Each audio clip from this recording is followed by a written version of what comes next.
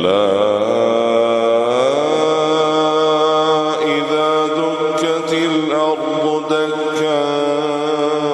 دكا وجاء ربك والملك صفا صفا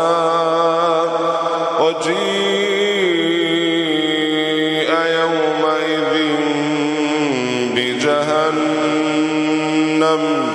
يومئذ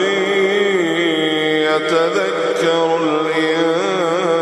الإنسان وأنى له الذكرى يقول يا ليتني قدمت لحياتي فيومئذ لا يعذب عذابه أحد ولا يوثق وثاقه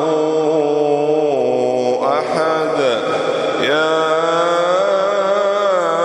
أيتها النفس المطمئنة